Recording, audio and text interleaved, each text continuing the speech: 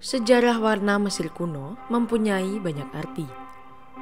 Bagi orang Mesir kuno, warna tidak hanya digunakan dalam representasi kehidupan sehari-hari, namun merupakan bagian dari arsitektur Mesir kuno.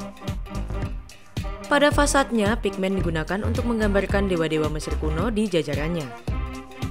Egyptologis Margaret Bunson menggambarkan warna Mesir sebagai elemen integral dari semua representasi artistik, termasuk pemandangan dinding, patung, benda makam, dan perhiasan, dan kualitas magis dari warna tertentu diyakini menjadi bagian dari objek apapun yang ditambahkan. Bagaimana mendapatkan pigmen? Dikutip Historical Eve, ada dua jenis warna yaitu organik dan sintetis. Pewarna organik telah digunakan sejak zaman Paleolitik karena diperoleh dari unsur alam. Warna pertama dibuat dari batuan lunak atau endapan alami seperti tanah liat atau ilmenit. Di sisi lain, warna sintetis adalah hasil campuran kompleks dengan logam memainkan peran penting dalam produksinya. Satu fakta menarik tentang warna Mesir adalah salah satunya biru Mesir. Merupakan pigmen sintetis pertama yang diketahui di dunia. Untuk mendapatkan pigmen Mesir kuno, berbagai macam proses digunakan yang dapat mencakup pembubaran, pengendapan, penyaringan, pencucian, kalsinasi, dan penggilingan bahan. Warna Mesir paling banyak digunakan. Warna memiliki makna simbolis yang signifikan bagi orang Mesir kuno, di luar fungsi dekoratifnya. Akibatnya, palet warna menjadi terbatas. Simak beberapa warna Mesir kuno yang paling umum digunakan. Merah. Warna ini diasosiasikan dengan ketidaktertiban dan kekacauan, dan juga dikaitkan dengan padang pasir. Basisnya adalah besi dan diperoleh melalui oksidasi. Merah adalah warna Set, dewa kekacauan yang kemudian diasosiasikan dengan kematian. Selain itu, merah melambangkan api dan amarah yang merusak, digunakan untuk menyampaikan bahaya. Selain itu, warna merah digunakan juga dalam jimat pelindung karena juga melambangkan darah dan dianggap sebagai simbol kehidupan dan perlindungan.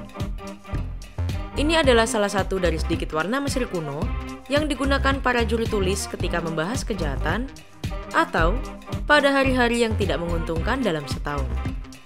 Biru Mesir. Biru adalah warna langit dan melambangkan wilayah kekuasaan para dewa Mesir kuno. Itu adalah proses yang lebih kompleks untuk diperoleh daripada warna lain. Membutuhkan kombinasi tembaga dan oksidasi besi dengan kalsium dan silikon.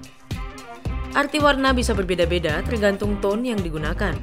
Misalnya biru lapis lazuli melambangkan kuda dewa Mesir kuno, sedangkan biru kehijauan melambangkan warna air. Biru Mesir melambangkan kehidupan dan kelahiran kembali. Hitam. Hitam melambangkan kesuburan, kehidupan baru, dan kebangkitan. Itu adalah warna Osiris, dewa yang bangkit dari kematian dan Anubis. Faktanya, hitam dianggap sebagai warna dunia bawah. Demikian pula, hitam adalah salah satu warna Mesir kuno yang paling mudah didapat karena diekstraksi dari berbagai sumber seperti arang, tulang hewan yang dibakar, atau jelaga. Biasanya orang Mesir kuno menggunakan warna hitam pada patung dan peti mati untuk memohon proses regenerasi yang dikaitkan dengan Osiris. Putih. Putih adalah warna kemurnian, kesucian, kesederhanaan, dan kebersihan. Karena alasan ini, pakaian di Mesir kuno berwarna putih, terutama pakaian para pendeta. Demikian pula benda-benda keramat seperti perkakas, sandal, dan binatang keramat juga berwarna putih. Putih murni adalah salah satu warna Mesir yang paling jarang ditemukan. Terbuat dari kapur dan gipsum. Hijau. Bagi orang Mesir kuno, hijau adalah warna dengan kekuatan penyembuhan dan perlindungan. Jadi itu juga berarti kesejahteraan.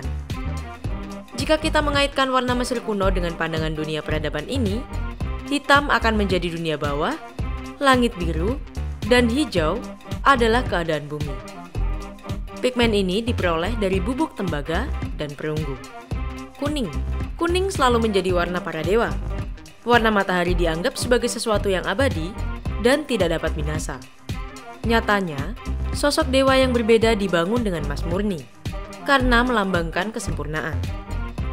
Warna ini diperoleh dari oker atau oksida alami. Perak.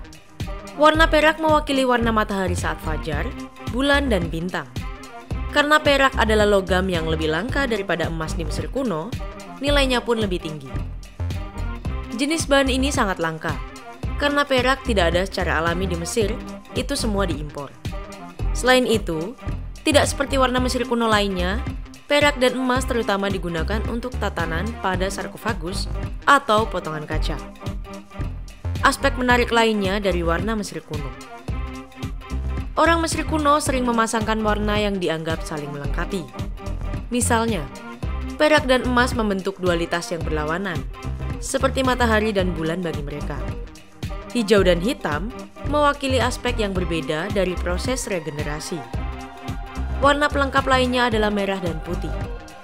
Demikian pula, bagi orang Mesir kuno, kemurnian warna itu penting. Dan para pengrajin tidak mengubah warna mereka sampai mereka menyelesaikan warna yang sedang mereka kerjakan. Dalam menyelesaikan pekerjaan, mereka menggunakan kuas halus untuk menguraikan dan menambahkan detail. Begitulah fakta di balik sejarah warna Mesir kuno.